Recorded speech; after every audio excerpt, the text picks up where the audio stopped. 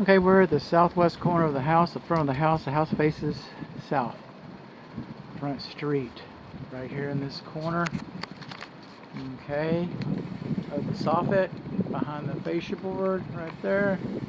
Got a little rodent hole right there. I don't know if that's water damage. Water coming through. It looks more like water than a rodent hole. Got a little bit of separation on our freeze board right there. Tree shouldn't be closer than 25 feet. So one time we had some luminaries shining up out of the yard here. Those are beyond the scope of this inspection, but it doesn't look like they've been maintained, and I wouldn't expect them to work.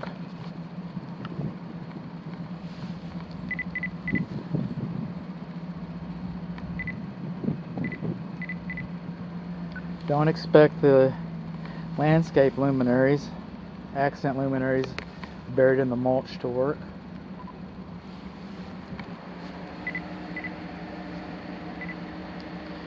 We got some separation over our windows right here. These windows look like they've been replaced. It's brick. There's a little bit of separation right there. Okay, we got a little bit of movement on this side, and you're going to see a mirror example of that, only a little more pronounced at the garage car entry. So I'm directly on the other side of this. Moving around, this is the guest bedroom. This is wood mulch. Conducive to wood destroying insects. Okay. Going along, our exterior light fixtures should be sealed to help prevent moisture from coming in to them. We've got a little more separation in our freeze boards. Now, that's not water damage. That is a mouse right in there. Okay, got a little bit of crack in the mortar right in there. Or rat, roof rat, call it what you will. Moving along.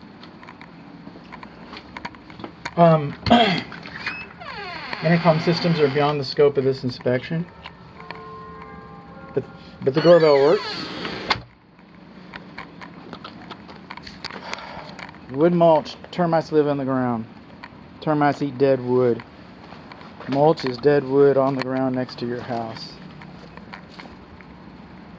Moving on along. This is called a lintel. This metal bars modifies the drainage plane. We got some sealant up here where they've been working on that. Okay. Around the foundation perimeter, we've got high soil.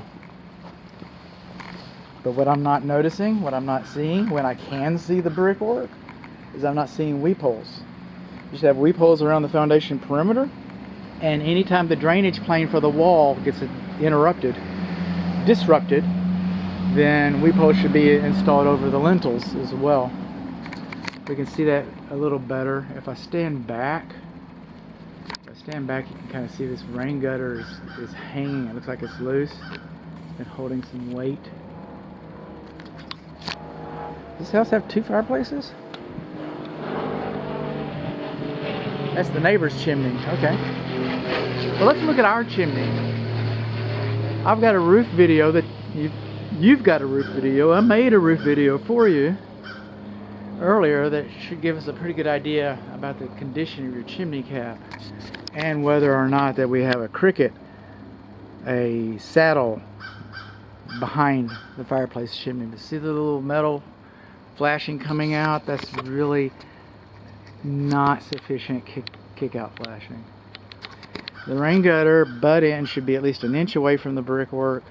You should have kick-out flashing above it. It keeps water, both of those used in conjunction properly, helps prevent water from coming down and around like it has been. See the soffit and the freeze board right in there? Okay, water's been coming in there. Again, we don't have weep holes. Again, we have high soil. You see that ABC Pest Control has been putting a bait system in here. Okay. One thing about this being ABC is we know that they didn't go to Home Depot. It's not a consumer item, it's a professional item. I saw underneath the sink that they've also treated this house with Termidor, which is a very good product.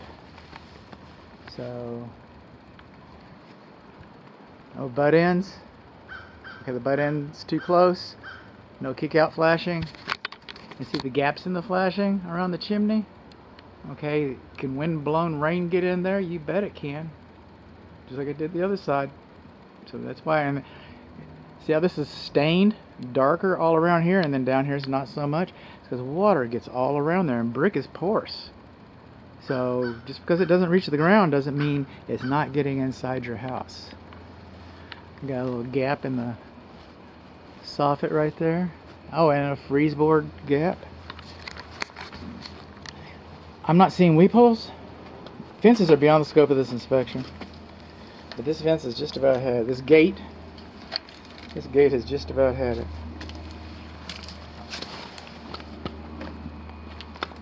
So I'm not seeing weep holes, and I'm not seeing control joints.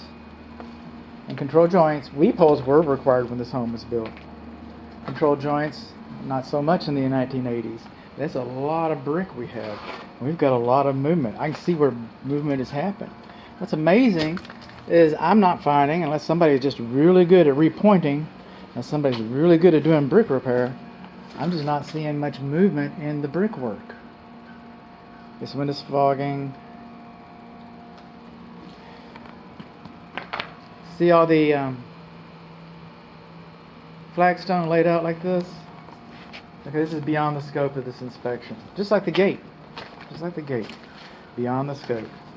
I wonder what's behind here.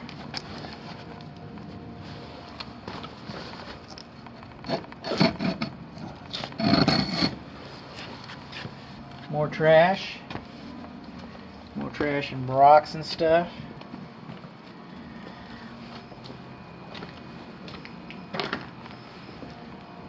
The flagstone is beyond the scope of the inspection. That being said, this is not dimensionally uniform and may be a trip hazard. Okay, this window's fogging. Loose flashing. Rain gutter butt in too close. We don't have kick out flashing. Oh, look, and our door's rotting. I wonder why. I wonder why that happens. You think water pours off of this? Splashes onto that? Goes onto your... I do. That's what I think. These are kind of interesting. You know they're going to have to mess with it sooner or later. That looks like later. That's not in very good shape. Those are called invisible screens.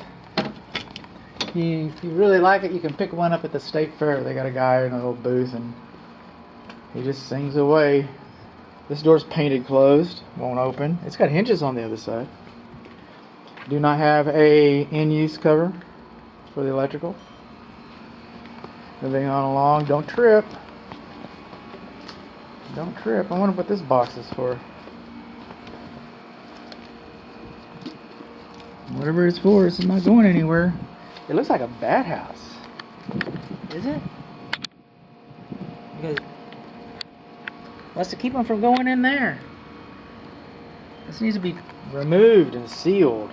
You know, that's a hole in your wall. That's where water goes.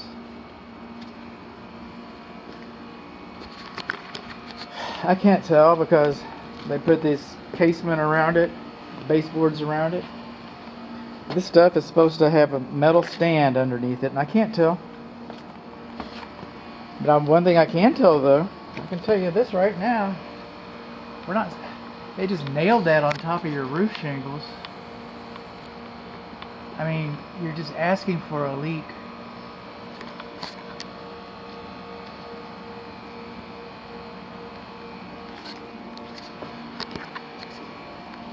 More rotten wood.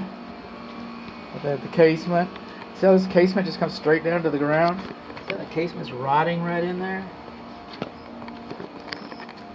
Right straight down to the ground. There's no weep screed.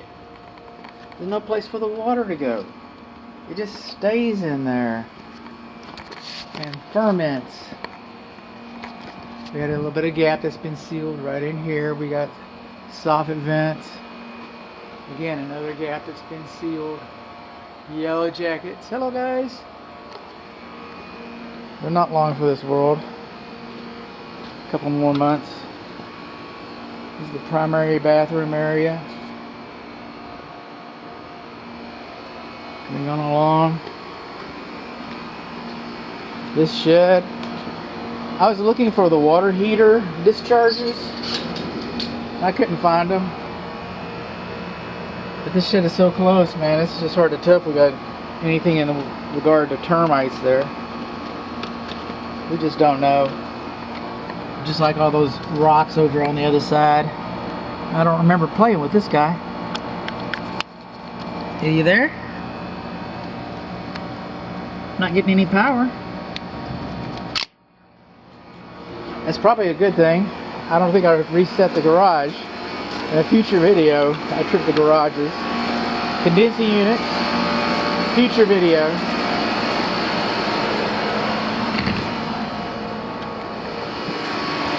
Again, you know, kind of boring. A little bit of separation on the freeze right in there, not so much. A little bit of separation on the garage casement, vertical casement, we kind of expect that. And then we come on along. Where the garage casement is in direct contact with the ground. It's all been rotting in there. Got a whole video about this little corner. And again, Tennessee in common, so it's kind of hard to see what's going on. But I want to show you this casement, the one that's most rotten, on the garage car entry on the west side, right here. But look at this gap. Look at the movement there. Woo-wee. That's wide angle stuff.